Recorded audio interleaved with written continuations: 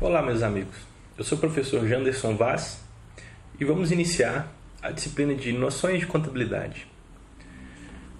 No material do curso, na apostila, nós podemos observar que o primeiro capítulo ele vai tratar de alguns conceitos introdutórios em relação à contabilidade, alguns fundamentos, ou que nós chamamos de pressupostos da contabilidade. Então, a princípio, para que possamos entender do que se trata a contabilidade e qual a sua utilidade, a sua serventia, é muito importante que façamos essa leitura da primeira unidade do material, né? Então, conforme nós vimos, a contabilidade ela é a ciência que estuda, registra, cataloga, ou seja, interpreta e demonstra as informações patrimoniais de dada entidade. Então, a contabilidade, o foco de estudo da contabilidade que nós vamos verificar é que ela estuda o patrimônio das organizações, ou das entidades, melhor dizendo, né? Que a contabilidade não vai estudar o patrimônio somente de empresas, mas também de pessoas físicas, né? Então, a contabilidade vai se dedicar a estudar o que nós chamamos de patrimônio. Na contabilidade, ela tem uma visão um pouco diferente, um pouco distinta do que nós entendemos de forma leiga a respeito de patrimônio, né? Uma visão mais leiga, patrimônio, se eu perguntar para você qual é o seu patrimônio, você pensaria, olha, são os meus bens, né? Tem uma casa, tem um carro, tem um computador, enfim, esse é meu patrimônio. Mas na visão da contabilidade, nós vamos ter uma pequena diferença, né? A visão contábil é um pouco mais abrangente em relação ao patrimônio. A contabilidade vai entender que o patrimônio envolve o conjunto de bens, de direitos, de obrigações e também a situação líquida, ou seja, o patrimônio líquido de uma dada entidade. E o que isso significa para a gente? Na visão contábil, a gente não vai analisar somente onde eu aplico o meu dinheiro e considerar isso como sendo meu patrimônio. Nós vamos analisar também o outro ponto de vista, ou seja, da onde vem o recurso que eu utilizo para comprar, para adquirir o meu patrimônio, para adquirir meus bens ou para conquistar os meus direitos. Então a contabilidade vai ter uma visão um pouco mais abrangente do que a que nós estamos acostumados em relação à conceituação de patrimônio. Então, nós temos aí no material da apostila algumas definições a respeito desse patrimônio. Primeiro, em relação ao que nós chamamos de ativo, né? Ou conjunto de bens e direitos que uma organização possui. E esse conjunto de bens e direitos, nós vamos também classificando esses bens e direitos e tentando diferenciar primeiro o que são bens e o que são direitos. Então, os bens, nós vimos a definição no apostila, que são coisas detentoras de um valor econômico que têm a propriedade de satisfazer uma necessidade humana. Ou seja, o bem ele tem que ser mensurável economicamente, eu tenho que conseguir botar um valor no bem. E eu tenho que mensurar ele economicamente e ele tem que me gerar uma função, ele tem que me gerar um benefício, ou no presente ou no futuro. Então, se eu tenho um bem, ou se eu possuo algo e não tenho a perspectiva de que isso pode me trazer algum tipo de retorno no futuro ou me satisfazer alguma necessidade no futuro, eu não vou considerar isso como um bem. Por exemplo, você tem um carro, mas esse carro fundiu o motor, ele não serve para andar mais. Olha, esse carro, contabilmente, ele não vai ser considerado um bem.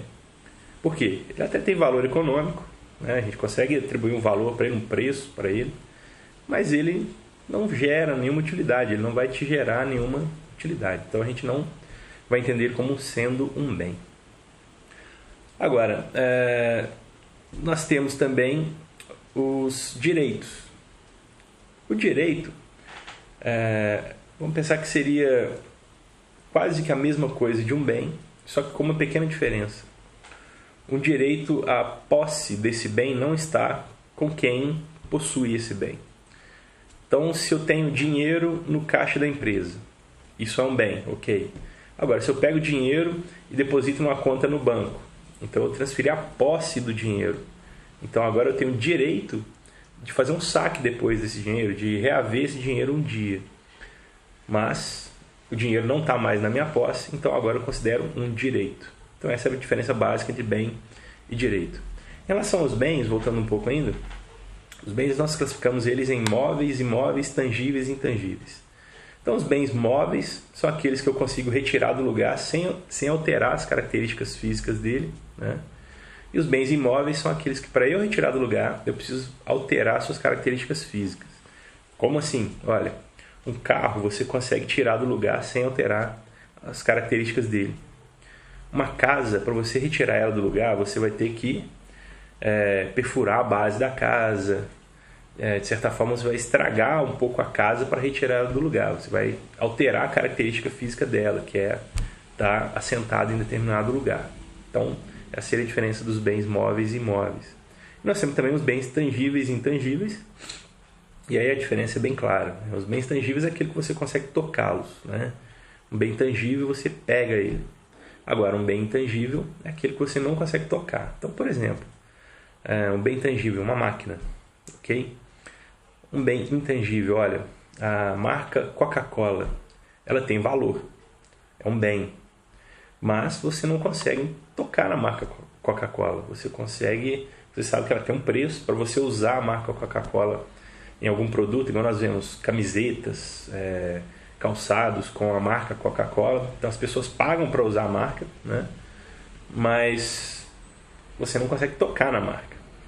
Então a Coca-Cola, ela tem esse bem, como outras, várias empresas, ou todas as empresas têm esse bem também, que é apenas um exemplo de bem intangível, né?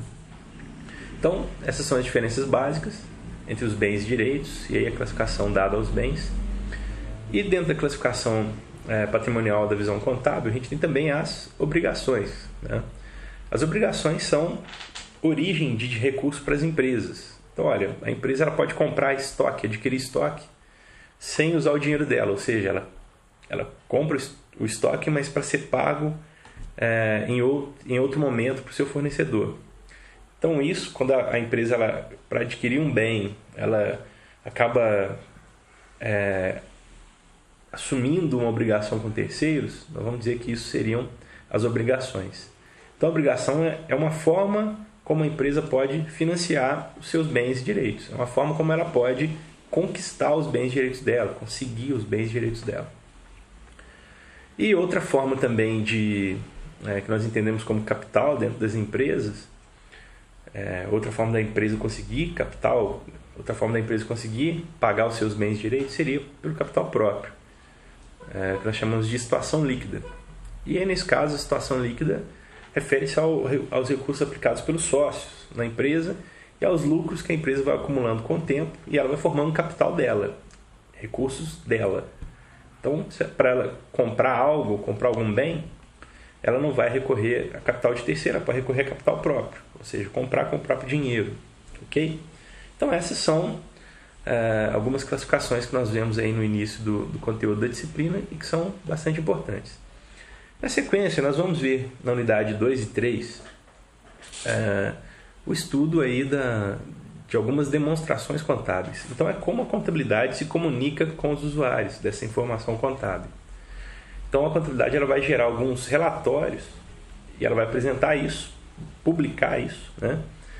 E as pessoas que possuem alguma relação com a empresa, elas vão analisar essas demonstrações para tomar as decisões, né? Então, nós temos usuários como o governo, para saber o quanto ele tem que tributar uma empresa, ele vai recorrer a essas demonstrações contábeis. Um fornecedor, de repente, para dar crédito para uma empresa, ela vai recorrer a essas informações contábeis. O consumidor, né, o cliente, ele pode recorrer às informações contábeis para verificar se a empresa tem condições de atendê-lo, se ela tem um histórico que favoreça ser cliente dessa empresa, né? Então, instituições financeiras também, para emprestar dinheiro, elas vão recorrer a essas demonstrações para analisar a situação financeira de uma empresa. Então, a partir da unidade 2, nós vamos começar a analisar essas demonstrações contábeis, entender como elas funcionam. Principalmente, nós vamos focar em duas demonstrações, que é o balanço patrimonial e a demonstração do resultado. Ok? Então, no próximo vídeo, nós continuamos já tratando do balanço patrimonial. Bons estudos e até mais.